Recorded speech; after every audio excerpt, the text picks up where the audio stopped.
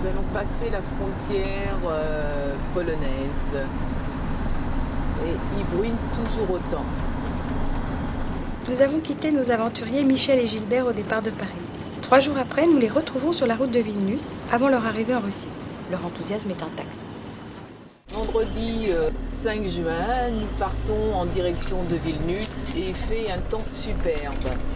Je vais vous montrer nos outils de travail, le roadbook qu'ils nous ont donné avec toutes les étapes et les indications, ainsi que Monsieur Tom Tom nous a indiqué la route, le Taki-Walkie où effectivement nous communiquons avec Jean-Louis et Annie, sans oublier notre carte.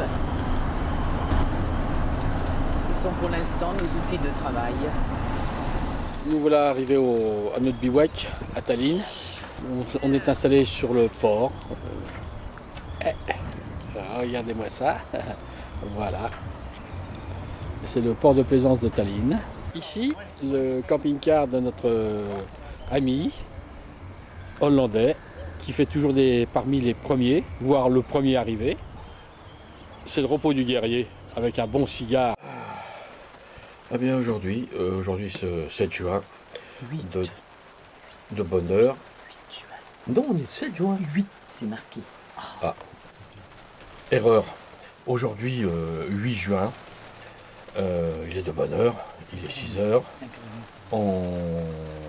Michel est en train de faire se mettre un petit peu de crème pour se réveiller parce que nous avons pas une journée très dure, mais nous passons la frontière russe. Et il faut qu'on y soit à 10h30.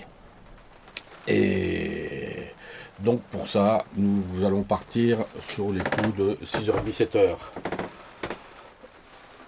Et une bonne nouvelle, il pleut. Il a plu toute la nuit. Et là, il pleut à seau.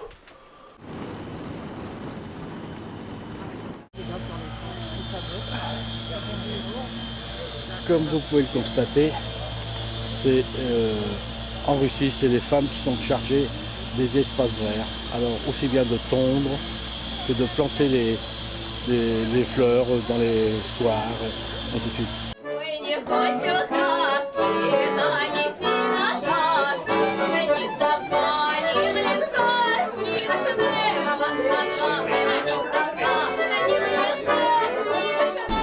Le 12 juin, nous partons sur Moscou et là on a pris un chemin de terre sur une route. C'est une piste. Une piste, pardon. Une piste, bon, il y a des trous et encore, j'ai pas pu filmer avant parce que ça sautait beaucoup plus.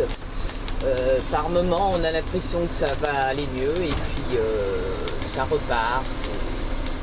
Notre camion qui a passé la première épreuve des pistes, 20-25 km de piste. Mon Dieu, il s'est pas trop mal comporté. On verra comment ça se passera quand on sera un peu plus bas au Kazakhstan.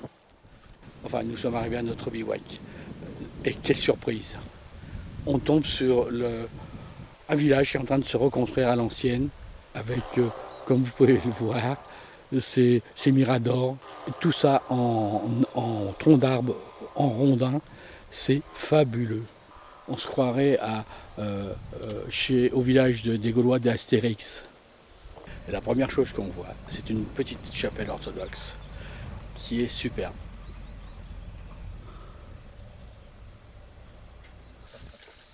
Les lavandières en train de... Pas au Portugal, non, en Russie. En Russie. C'est notre première rencontre avec un Russe. Bonjour! Bonjour France! Bonjour France!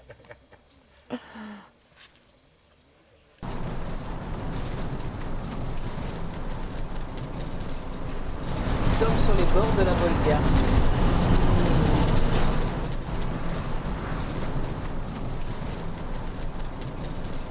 Michel devant le plan de métro de Moscou. Voilà, on arrive. Et nous descendons à 80 mètres. 80 mètres. Voilà. Et il y a 180 stations. Excusez-moi, à Moscou comme à Paris, il y a la police du métro.